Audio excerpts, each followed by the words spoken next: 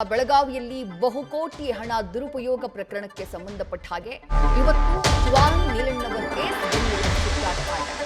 Court ಅನುಮತಿಯನ್ನ ಪಡೆದು ಬೆಂಗಳೂರಿಗೆ shift ಮಾಡಿದ್ದಾರೆ ಸಿಐಡಿ ಅಧಿಕಾರಿಗಳು.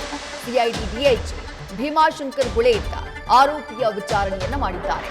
ಕೋರ್ಟ್ಗೆ ಮತ್ತೆ ಹಾಜರುಪಡಿಸಿ 14 ದಿನಗಳ ಕಾಲ ವಶಕ್ಕೆ ನೀಡೋಕೆ ಕೋರಲಿದ್ದಾರೆ.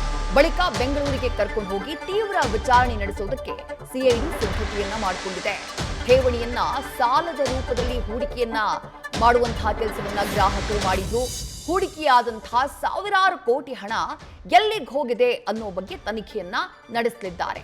ಈಗಾಗಲೇ ಹಲವು ಮಹತ್ವದ ದಾಖಲೆಗಳನ್ನ ಕಲೆ ಹಾಕುವಂತಹ ಕೆಲಸವನ್ನ ಪೊಲೀಸರು ಮಾಡಿದ್ದಾರೆ. ಮತ್ತಷ್ಟು ಮಾಹಿತಿಗಳನ್ನ ಕಲೆ ಹಾಕಲಾಗ್ತಾ ಇದೆ.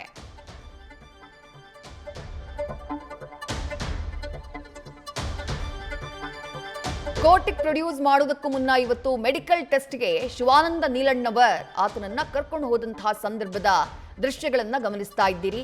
4,500 ಕೋಟಿಯಷ್ಟು ಅಕ್ರಮವಾಗಿ ಹಣವನ್ನ ಹೂಡಿಕೆ ಮಾಡಿರುವುದು ಈತನ ವಿರುದ್ಧ ಕೇಳಿ ಬಂದಿರುವಂತಹ ಆರೋಪ.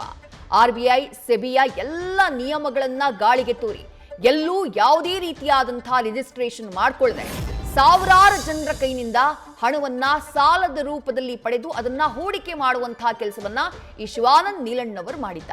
ಮತ್ತಷ್ಟು ಡೀಟೇಲ್ಸ್ ನಮ್ಮ ಪ್ರತಿನಿಧಿ ಶ್ರೀಕಾಂತ್ ನೀಡ್ತಾ ಹೋಗ್ತಾರೆ. ಶ್ರೀಕಾಂತ್, ಪ್ರಕರಣ ಬೆಳಗಾವಿಯಿಂದ ಬೆಂಗಳೂರಿಗೆ ಶಿಫ್ಟ್ ಆಗ್ತಾ ಇದೆ. ಎಲ್ಲೆಲ್ಲಿ ಈತನ ಗ್ರಾಹಕರಿದ್ರು ಅಥವಾ ಯಾವ ಭಾಗದ ಜನ ಈತನ ಕಂಪನಿನಲ್ಲಿ ಹೂಡಿಕೆ ಮಾಡಿದ್ದಾರೆ? ಈ ಪ್ರಕರಣ ಬೆಂಗಳೂರಿಗೆ ಶಿಫ್ಟ್ ಆಗ್ತಾ ಇರೋದ್ರಿಂದ ಇಲ್ಲಿ ಯಾವ ರೀತಿಯಾದಂತಹ ತನಿಖೆ ನಡೆಯುತ್ತೆ? ಏನೆಲ್ಲ ಹೆಚ್ಚಿನ ಡೀಟೇಲ್ಸ್ ಸಿಗ್ತಾ ಇದೆ ಶ್ರೀಕಾಂತ್?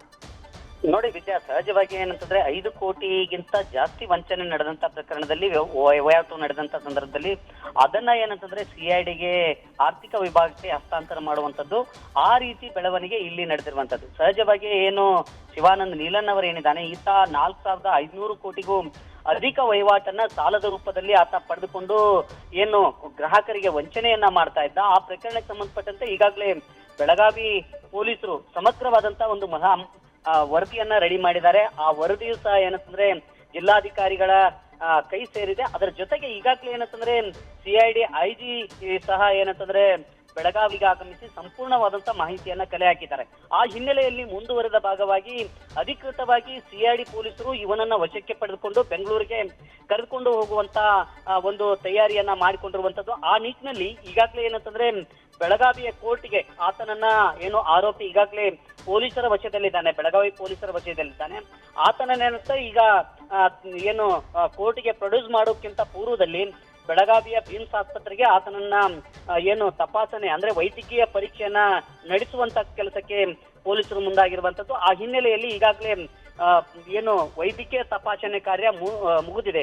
ಇನ್ನಷ್ಟೇ ಏನಂತಂದ್ರೆ ಆತನನ್ನ ಕೋರ್ಟ್ಗೆ ಪ್ರೊಡ್ಯೂಸ್ ಮಾಡಿ ಸುಮಾರು 14 ದಿನಗಳ ಕಾಲ ಪೊಲೀಸ್ ಕಸ್ಟಡಿಗೆ ಅಂದ್ರೆ ಸಿಐಡಿ ಕಸ್ಟಡಿಗೆ ನೀಡಬೇಕು ಅಂತ ಹೇಳಿ ಒಂದು ಮನವಿಯನ್ನ ಮಾಡ್ಕೊಳ್ಳಿದ್ದಾರೆ. ಆ ನಿಟ್ಟಿನಲ್ಲಿ ಈಗ ಸಿದ್ಧತೆಯನ್ನ ಮಾಡಿಕೊಂಡಿರುವಂತದ್ದು. ಒಂದು ವೇಳೆ ಏನಾದ್ರೂ ಪೊಲೀಸ್ ಅಂದ್ರೆ ಸಿಐಡಿ ಕಸ್ಟಡಿಗೆ ನೀಡಿದ್ದೇ ಆದ್ರೆ ಆತನನ್ನ ಬೆಂಗಳೂರಿಗೆ ಕರ್ಕೊಂಡು ಹೋಗುವಂತ ತಯಾರಿಯಲ್ಲಿ ಇದ್ದಾರೆ. ಯಾಕಂತಂದ್ರೆ ಆತ ಈಗ ಪೊಲೀಸ್ ತನಿಖೆಗೆ ಸಹಕಾರವನ್ನ ನೀಡ್ತಾ ಇಲ್ಲ. ಪ್ರತಿಯೊಂದು ಯಾವುದೇ ಪ್ರಶ್ನೆಯನ್ನ ಕೇಳಿದಂತ ಸಂದರ್ಭದಲ್ಲಿ ಓಂ ನಮಃ ಶಿವಾಯ ಅಂತೇಳಿ ಕೇವಲ ಈ ಸಿದ್ಧ ಉತ್ತರವನ್ನ ನೀಡ್ತಾ ಇದ್ದಾನೆ. ಹಾಗಾಗಿ ಸಹಜವಾಗಿ ಹೆಚ್ಚಿನ ವಿಚಾರಣೆ ನಡೀಬೇಕಾಗಿದೆ. ಆ ನಿಟ್ಟಿನಲ್ಲಿ ಆರೋಪಿಯ ಬಾಯಿ ಬಿಡಿಸಬೇಕಾಗಿದೆ. ಆ ನಿಟ್ಟಿನಲ್ಲಿ ಈಗ ಸಿಐಡಿ ಪೊಲೀಸರು ಆತನನ್ನ ಬೆಂಗಳೂರಿಗೆ ಕರ್ಕೊಂಡು ಹೋಗ್ಲಿಕ್ಕೆ ಎಲ್ಲ ರೀತಿಯ ಸಿದ್ಧತೆಯನ್ನ ಮಾಡಿಕೊಂಡಿರುವಂತದ್ದು. ವಿದ್ಯಾ, ಥ್ಯಾಂಕ್ ಯು ಶ್ರೀಕಾಂತ್ ತಮ್ಮೆಲ್ಲ ಡೀಟೇಲ್ಸ್ಗೆ.